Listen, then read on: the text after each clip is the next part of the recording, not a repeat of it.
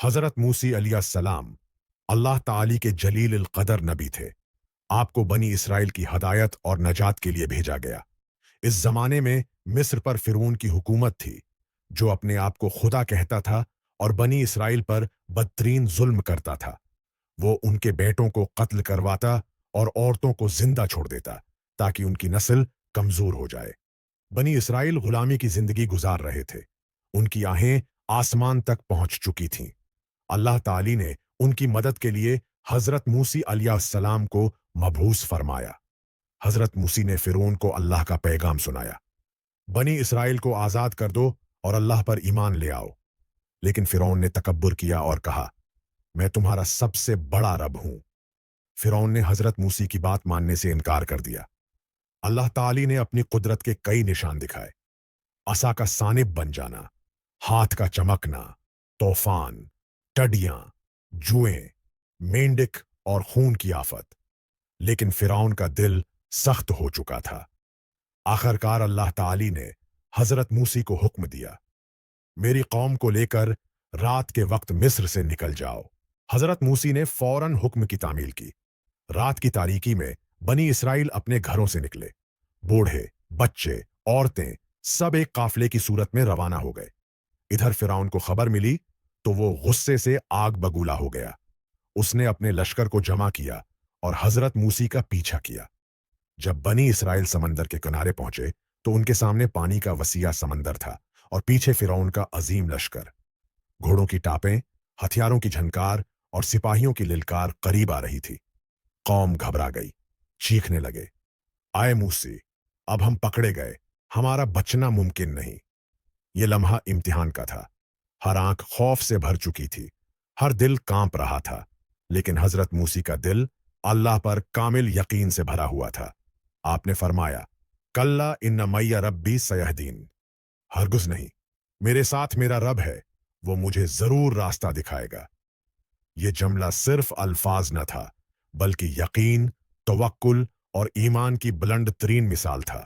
اللہ تعالی نے حضرت موسی کو وحی کی، اپنی لاٹھی سمندر پر مارو۔ حضرت موسی نے لاٹھی سمندر پر ماری۔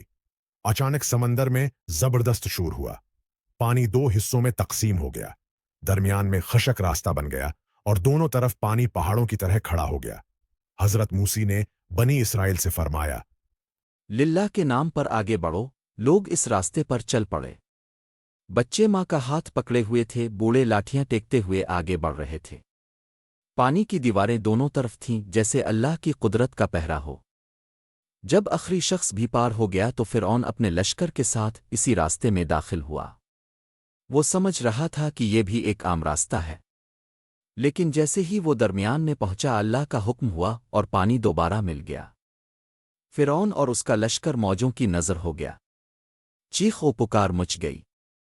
فرعون ڈوبتے ہوئے بولا، میں ایمان لایا کہ موسیٰ کا رب ہی سچا رب ہے، لیکن اب ایمان لانے کا وقت ختم ہو چکا تھا۔ اس کا انجام عبرت بن گیا۔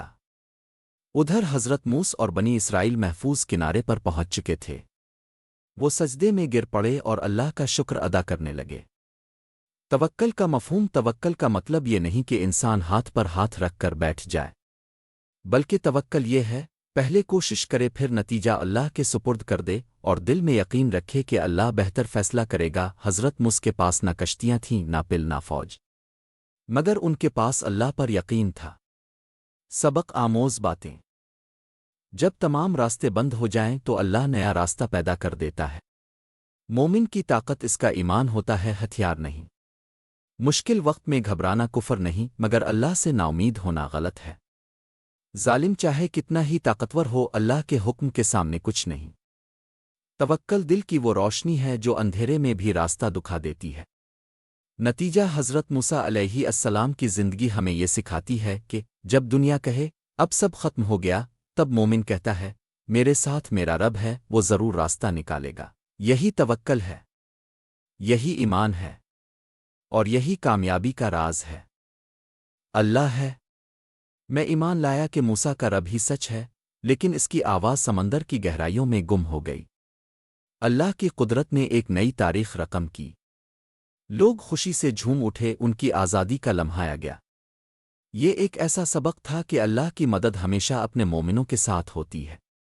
یہ واقعہ یاد دلاتا ہے کہ حق ہمیشہ غالب آتا ہے، چاہے حالات کتنے ہی مشکل کیوں نہ ہوں۔